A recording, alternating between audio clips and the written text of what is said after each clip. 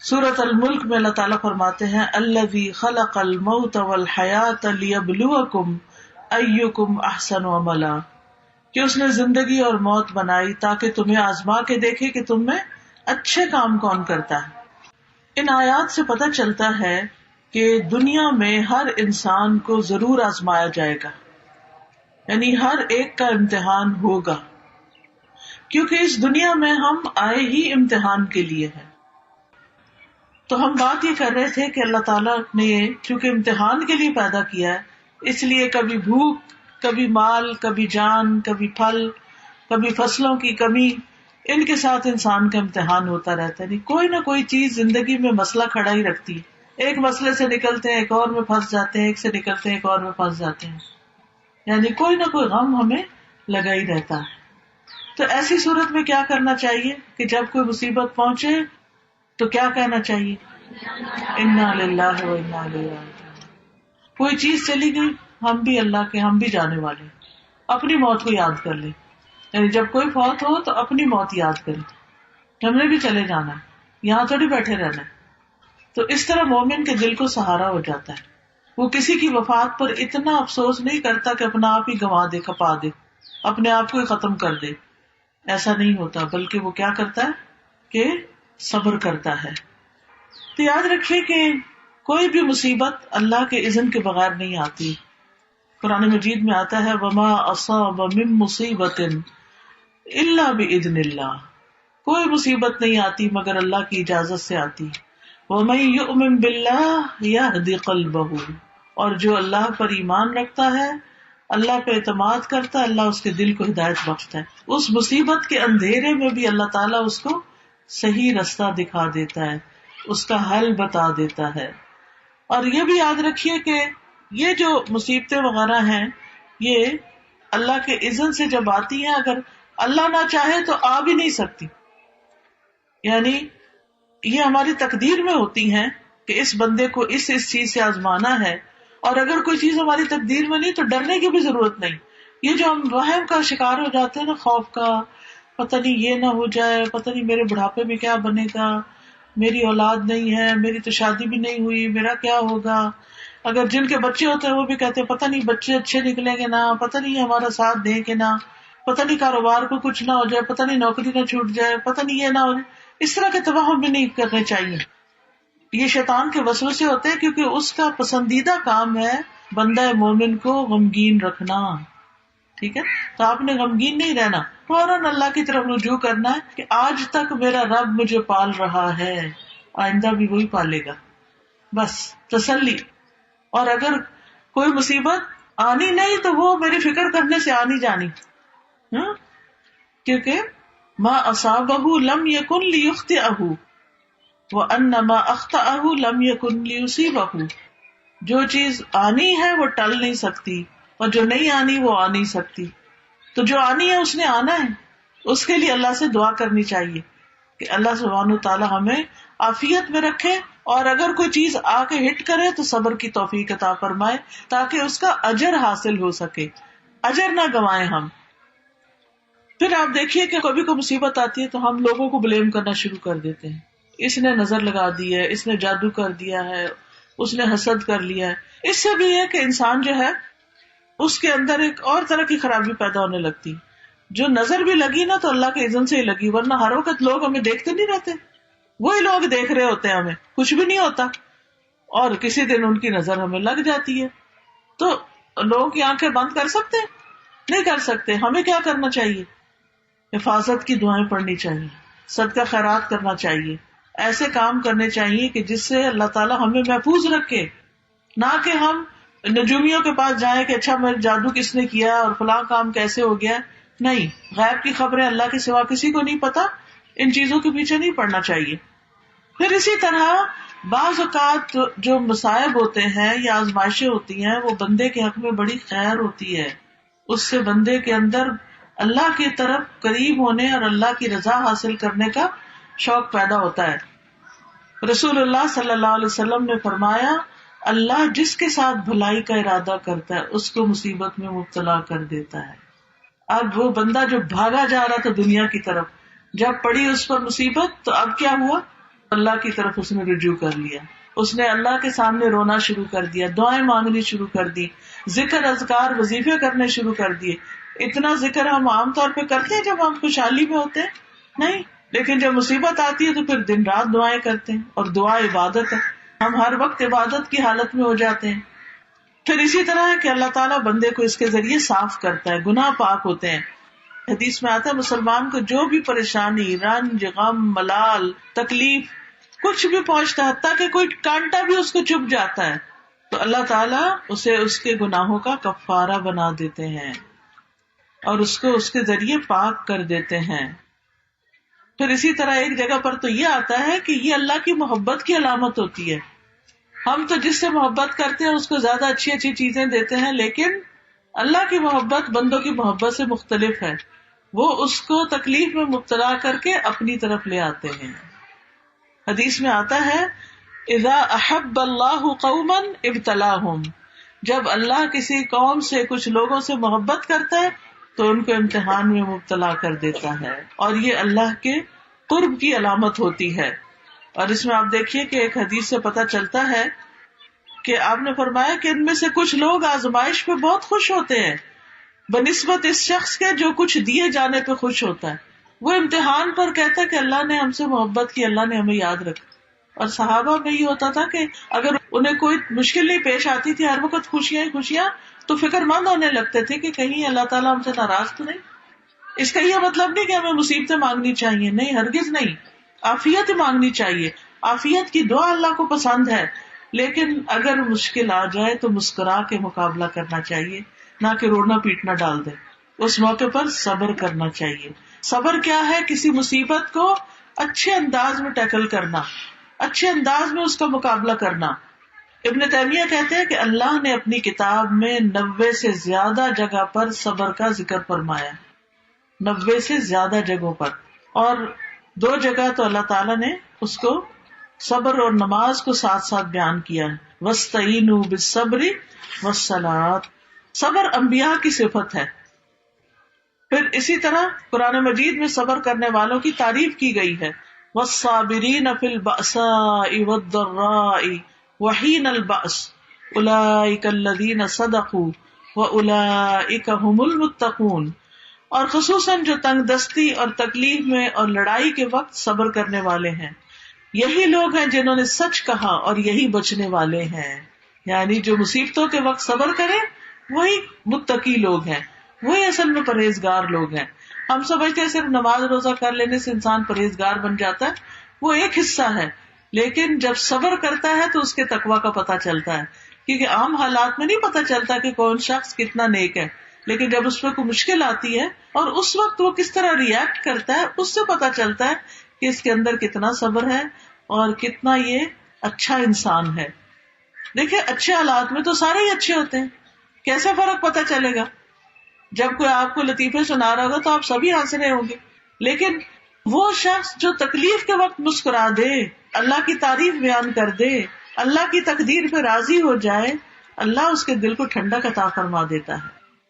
پھر اسی طرح آپ دیکھیں کہ نبی صلی اللہ علیہ وسلم کو بھی صبر کرنے کا حکم دیا گیا.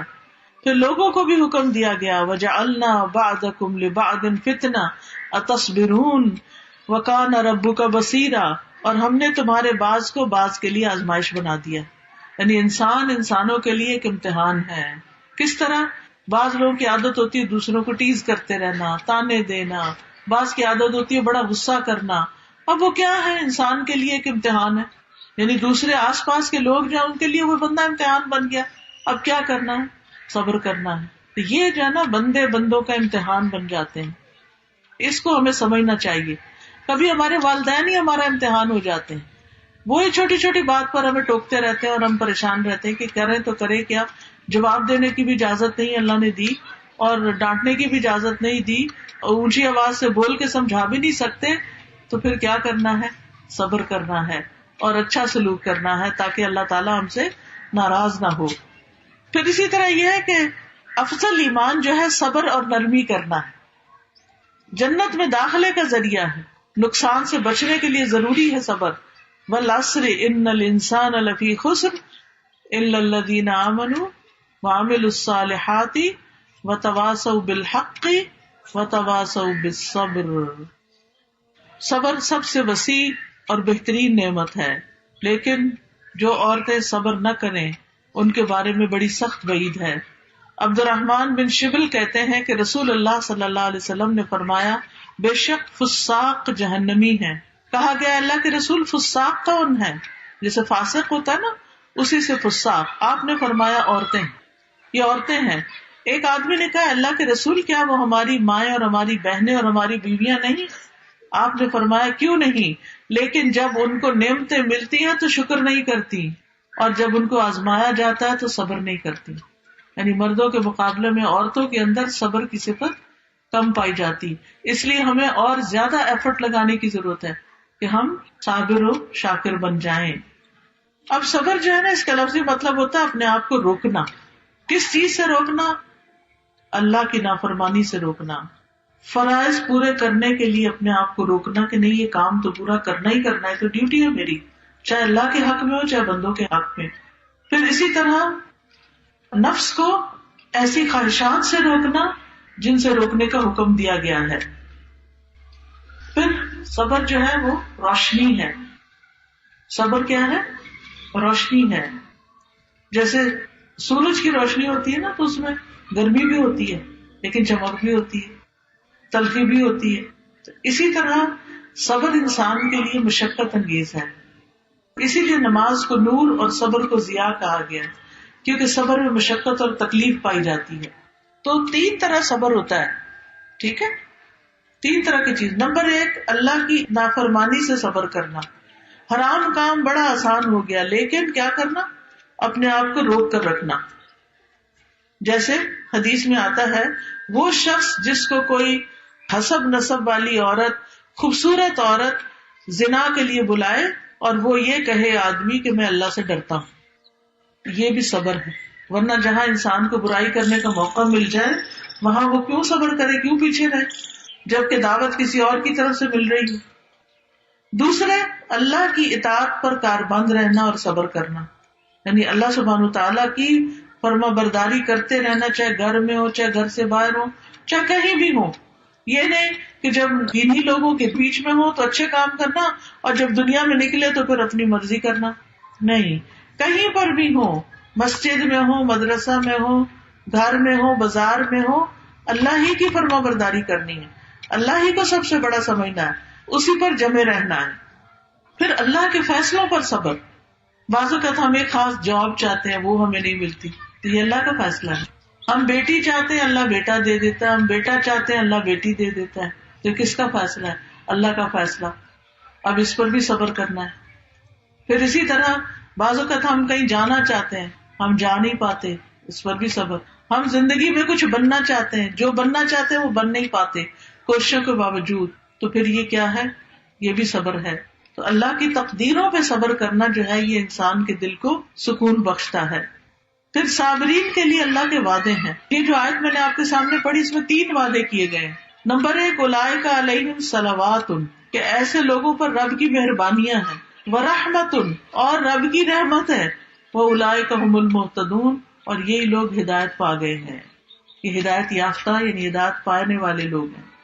تو اس میں آپ دیکھیں صلوات، رحمت اور ہدایت ملتی ہے کس پر؟ صبر کرنے پر. اور ان کے لیے مغفرت اور بہت بڑا اجر ہے، جیسے سورۃ الاحزاب کی آیت 35 میں آتا ہے والصابرین والصابرات، اور بھی صفات ہیں اعد اللہ لهم مغفرۃ واجرا عظیما، کہ اللہ نے ان کے لیے بخشش اور بہت بڑا اجر تیار کر رکھا ہے. پھر آپ دیکھیے کہ صبر کرنے والوں کا اجر اللہ کے ذمہ ہوتا ہے، اور جو صبر کرتا ہے اس کا اجر پھر جب رب دے گا تو کتنا بڑا دے گا، پھر اس کا اجر ضائع نہیں ہوتا. پھر یہ بھی یاد رکھیے کہ جس کی آزمائش بڑی ہوتی ہے اس کا اجر بھی بڑا ہوتا ہے. کچھ لوگوں کی آزمائش چھوٹی چھوٹی ہوتی ہے اور اس پر بھی وہ صبر نہیں کرتے، لیکن کچھ کی آزمائش بہت بڑی ہوتی ہے، تو جتنی بڑی آزمائش اتنا بڑا اجر. پھر صبر کرنے والوں کو خوشخبریاں دی گئی خیر کثیر کی، اللہ کی مدد ملنے کی، اللہ کا ساتھ ملنے کی. وَاصْبِرُوا إِنَّ اللَّهَ مَعَ الصَّابِرِينَ، صبر سے کام کرو گے نا تو اللہ کا ساتھ ہوگا تمہارے. پھر فرشتوں کا ساتھ ملتا ہے، اللہ کی محبت ملتی ہے. وَاللَّهُ يُحِبُّ الصَّابِرِينَ، اور اللہ تعالیٰ محبت کرتا ہے صبر کرنے والوں سے. سبحان اللہ. جس بندے سے پھر اللہ محبت کرتا ہے اس کی شان ہی کیا. اللہ تعالیٰ جبریل کو بلاتے ہیں, میں فلاں بندے سے محبت کرتا ہوں, تم بھی کرو. جبریل بھی کرتے ہیں, وہ آسمان والوں میں پکارتے ہیں, آسمان والے محبت کرنے لگتے ہیں, پھر وہ محبت زمین والوں میں اتارتی جاتی ہے. تو اس لیے بہت ضروری ہے کہ ہم اللہ کی محبت حاصل کرنے کے لیے صبر کریں. وَلِرَبِّكَ فَاصْبِرْ, اپنے رب کی خاطر صبر کرو. رب نے حکم دیا ہے, رب اس کی جزا دے گا. پھر اسی طرح یہ ہے کہ انسان کو کامیابیاں نصیب ہوتی ہیں. یا ایھا الذین آمنوا اصبروا وصابروا ورابطوا واتقوا اللہ لعلکم تفلحون. اے لوگوں جو ایمان لائے ہو, صبر کرو اور مقابلے میں جمے رہو اور ڈٹے رہو اور اللہ سے ڈرو تاکہ تم کامیاب ہو جاؤ.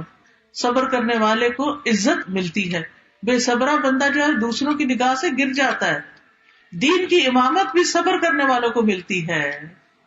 بنی اسرائیل کے بارے میں فرمایا وَجَعَلْنَا مِنْهُمْ أَئِمَّةً يَهْدُونَ بِأَمْرِنَا لَمَّا صَبَرُوا وَكَانُوا بِآيَاتِنَا يُوقِنُونَ. اور ہم نے ان میں سے کئی پیشوا بنائے جو ہمارے حکم سے ہدایت دیتے تھے جب انہوں نے صبر کیا. یعنی امامت کس کے لیے؟ جو صابر ہو. پھر دشمن کی چالوں سے بھی انسان بچ جاتا ہے. انسان کو غور و فکر کرنے کی توفیق نصیب ہوتی ہے. دنیا اور آخرت کی نعمتیں اور برکتیں نصیب ہوتی ہیں. بے حساب اجر ملتا ہے. قرآن مجید میں آتا ہے انما یوفی الصابرون اجرهم بغیر حساب, کہ صبر کرنے والوں کا اجر بے حساب ہے, بے حساب. اس کا بدلہ جنت ہے. سلام علیکم بما صبرتم فنعم عقبی الدار. جنت کے بالا خانے بھی صابرین کے لیے ہیں. وجزاہم بما صبروا جنتا وحریرا. کتنی بڑی بڑی خوشخبریاں ہیں. اب صبر کا طریقہ کیا ہے کہ انسان اللہ کی خاطر چپ ہو جائے. اگر کسی نے کوئی غلط بات کہی, اللہ کی خاطر کسی پر ظلم اور زیادتی نہیں کرے, اپنے آپ کو روک لے. خود بھوک بھی لگی ہے, اللہ کی خاطر صبر کر کے دوسرے کو کھلا دے. یعنی صبر اللہ کی خاطر کریں گے تو ہی اجر ملے گا. دوسرا یہ کہ صدمہ ہونے کی پہلی چوٹ پر, یہ نہیں کہ کسی کے وفات کی خبر سنی, بین کر کرا کے ٹھنڈے ہوئے تو کہا اب میں صبر کر رہی ہوں. نہیں, بین کرنا ہی نہیں ہے, چیخنا چلانا ہے ہی نہیں. پھر یاد رکھیے صبر کوشش سے آتا ہے. جو نیت اور ارادہ کرتا نا, ول پاور سے آتا ہے. کہ انسان کہے کہ میں نے کرنا ہی کرنا ہے صبر. جب آپ نے ارادہ کر لیا تو اللہ تعالیٰ آپ کے لیے آسانی کر دے گا. پھر اسی طرح دل سے اللہ کا شکر نکلنا, یعنی صبر جمیل کرنا. پریشانی کا ذکر صرف اللہ سے کرنا, بندوں سے نہیں کرنا, بندوں سے شکوہ نہیں کرنا. حدیث میں آتا ہے اللہ تعالیٰ فرماتے ہیں جب میں اپنے مومن بندے کو آزماتا ہوں اور وہ تیمارداری کرنے والوں کے سامنے میرا شکوہ نہیں کرتا تو میں اس کو اپنی قید سے آزاد کر دیتا ہوں, یعنی اس کو صحت دے دیتا ہوں. اس کے پہلے گوشت کے عوض بہترین گوشت عطا کرتا ہوں اور اس کے پہلے خون کے بدلے بہترین خون دیتا ہوں, اور وہ اثر نو عمل کرنے لگتا ہے. اسی لیے آپ نے دیکھا ہوگا کہ کچھ لوگ ماشاءاللہ بڑی بڑی بیماریوں کے بعد بھی بالکل صحت یاب ہو جاتے ہیں اور وہ اللہ سے کوئی گلہ شکوہ نہیں کرتے. پھر زبان سے انسان رب کی رضا کے کلمات نکالے, یہ صبر کا طریقہ.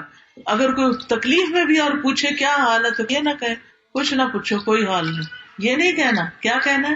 الحمدللہ, جس حال سے رکھے راضی ہیں, رب سے راضی رہنا ہے. خیر کے کلمات بولنا, جزا فضا نہیں کرنی, بری باتیں نہیں زبان سے نکالنی, اللہ کے بارے میں بدگمانی نہیں کرنی, نوحہ نہیں کرنا, اللہ کو الزام نہیں دینا. اور پھر صبر کے مواقع کون کون سے ہیں؟ لوگوں کی باتوں پہ صبر کر. لوگوں کی باتوں پہ صبر کیسے ہے کہ جو مرضی کہیں آپ نے اللہ ہی کی عبادت کرنی ہے, اللہ کی اطاعت کرنی ہے. ورنہ کیا ہوتا ہے, ہم قرآن میں ایک حکم پڑھتے ہیں کہ اپنے آپ کو ڈھانکیں عورتیں. اب وہ جب ڈھانکتی ہیں تو لوگ باتیں کرنے لگتے ہیں, دیکھو یہ تو کیا مولانی بن گئی ہے. تو ہم کہتے ہیں ہاں ہے لوگ بات کریں گے, چھوڑو پرے, ہم نہیں اللہ کا حکم مانتے. یہ تو نہیں کہتے اللہ کا حکم بھی مانتے لیکن پردہ نہیں کرتے, یا کہیں کرتے اور کہیں نہیں کرتے. لیکن جو صبر کرے گا وہ عمل کر جائے گا. وہ کہے گا میرا رب وہاں بھی ہے, میرا رب یہاں بھی ہے, ان لوگوں نے میرا کیا بگاڑ لینا ہے, مجھے کیا زیادہ سے زیادہ نقصان دے دیں گے. چار باتیں ہی ہیں نا, ایک کان سے سنے دوسرے سے بندہ نکال دے. کرے وہی جو رب چاہتا ہے. ہم تو کہتے ہیں کریں گے وہ جو ہمارا دل چاہتا ہے, نہیں, کریں گے وہ جو رب چاہتا ہے انشاءاللہ. اسی طرح جب کوئی ستائے تو اس وقت بھی صبر کرے. ایک شخص نبی صلی اللہ علیہ وسلم کے پاس آیا اور اپنے پڑوسی کی شکایت کرنے لگا. آپ نے فرمایا جاؤ اور صبر کرو, کوئی بات نہیں. لیکن ہمیں کوئی سنائے تو ہم اس کے ہاں میں ہاں ملا دیتے ہیں اور کہتے ہیں تم تو بڑے مظلوم مسکین ہو. پھر اسی طرح غلط الزام لگانے پر بھی صبر کرنا چاہیے. ہاں اگر موقع ہو تو انسان اپنی صفائی پیش کر دے, اور اگر کوئی سننا ہی نہیں چاہتا ہماری صفائی تو کوئی بات نہیں, اللہ کو تو پتا ہے کہ ہم بے گناہ ہیں. پھر اسی طرح حالات کی تنگی پر, رزق میں کمی پر, پھر اسی طرح بیماری پر, بیٹیوں کی پیدائش پر. نبی صلی اللہ علیہ وسلم نے فرمایا جس شخص کی 3 بچیاں ہوں اور وہ ان پہ صبر کرے کہ 3 بیٹیاں اوپر تلے پیدا ہوگی, اور محنت کر کے انہیں کھلائے اور پلائے اور پہنائے, وہ اس کے لیے جہنم کی آگ سے اوٹ بن جائیں گی. کتنا بڑا اجر ہے. بچوں کی وفات ہو جائے تو اس پر صبر کرنا, بیت الحمد. پھر اسی طرح علم کے حصول میں صبر کرنا. آپ علم کے لیے نکلتے ہیں, کبھی گاڑی نہیں ملتی, کبھی آپ دھوپ میں ہیں, کبھی پسینوں میں, کبھی گھر سے ڈانٹ پڑ رہی ہے, کبھی ٹیچر ڈانٹ رہی ہے, تو گھبرا کے چھوڑنا نہیں. صبر کرنے کا مطلب یہ ہے کہ سفر جاری رکھنا ہے یہاں تک کہ اپنا کام مکمل کر لیں. پھر اسی طرح بڑوں کی طرف سے کوئی بات ڈانٹ سننی پڑ جائے اس پر صبر کر لیں.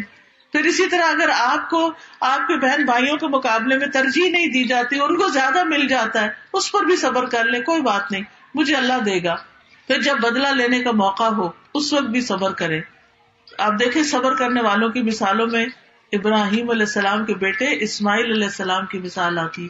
جب ان کے والد نے کہا کہ میں تمہیں ذبح کرنے لگا ہوں, ہمارے ماں باپ ہمیں یہ تو نہیں کہتے ہم تمہیں مارنے لگے ہیں, چھوٹی سی ڈانٹ میں بھی ہم تو رو پڑتے ہیں اور واویلا مچا دیتے ہیں یا بھوک ہڑتال کر دیتے ہیں یا اور کسی طرح پلٹ کے ماں باپ کو ستانے لگتے ہیں. تو یہ تو صبر نہ ہوا. صبر کیا ہے؟ اچھا کوئی بات نہیں, امی ہے نا, پیار بھی تو کرتی ہیں, ڈانٹ دیا تو کیا ہو گیا. خیر, اسماعیل علیہ السلام کو جب ان کے والد نے کہا کہ اے بیٹے میں تمہیں ذبح کرنے لگا ہوں, تمہارا کیا خیال ہے؟ قال یا ابت افعل ما تؤمر, کہنے لگے ابا جان آپ کو جو حکم ملا آپ کریے. ستجدنی انشاء اللہ من الصابرین, آپ مجھے انشاءاللہ صبر کرنے والا پائیں گے. اور پھر یعقوب علیہ السلام کی مثال جب ان کے سامنے یوسف علیہ السلام جو انہیں بہت محبوب تھے, ان کو بھیڑیے کھانے کی خبر سنائی گئی تو انہوں نے کیا کہا؟ فصبر جمیل. ایوب علیہ السلام کی مثال 18 سال بیماری میں مبتلا رہے لیکن انہوں نے اللہ سے کوئی ناراضگی کا اظہار نہیں کیا. حضرت آسیہ کی مثال کہ کس طرح فرعون ان کو ستاتا تھا. فرعون نے اپنی بیوی کے دونوں ہاتھوں اور دونوں پاؤں پر کیل ٹھوک دیے تھے اور سخت تکلیف میں تھی. تو جب فرعونی آگے پیچھے اور اوپر سے پیرا بھی دیتے تھے, جب فرعونی آگے پیچھے ہوتے تو فرشتے ان پہ سایہ کر لیتے. تو اس وقت انہوں نے دعا مانگی تھی, رب ابن لی عندک بیتا فی الجنہ, اللہ اپنے پاس جنت میں گھر بنا دے. تو نبی صلی اللہ علیہ وسلم کو طائف کے سفر میں کتنی تکلیف اٹھانی پڑی تھی. حضرت عائشہ رضی اللہ تعالیٰ عنہ پر جب الزام لگا تھا تو اس وقت انہوں نے کیا کہا تھا؟ فصبر جمیل واللہ المستعان علی ما تصفون, صبر ہی اچھا ہے, بہترین صبر کروں گی اور اللہ ہی میرا مددگار ہے ان باتوں میں جو تم مجھ پہ کرتے ہو. تو یاد رکھیے صبر کوشش سے بھی اور صبر دعا سے بھی. یہ دعائیں مانگنی چاہیے, ربنا افرغ علینا صبرا, خاص طور پر جب صبر کرنا مشکل ہو رہا ہو تو ربنا افرغ علینا صبرا وتوفنا مسلمین, اور پھر ربنا افرغ علینا صبرا وثبت اقدامنا وانصرنا علی القوم الکافرین, یا حی یا قیوم برحمتک استغیث لا الہ الا انت سبحانک انی کنت من الظالمین, اللہ واللہ ربی لا اشرک بہ شیئا, لا الہ الا اللہ العظیم الحلیم, لا الہ الا اللہ رب العرش العظیم, لا الہ الا اللہ رب السماوات و رب الارض و رب العرش الکریم. یہ رنج و غم کی انسان دعائیں پڑھے اور صبر کرتا رہے تو اللہ کی مدد ضرور آئے گی. وآخر دعوانا ان الحمد للہ رب العالمین. سبحانک اللہم و بحمدک اشہد ان لا الہ الا انت استغفرک و اتوب الیک.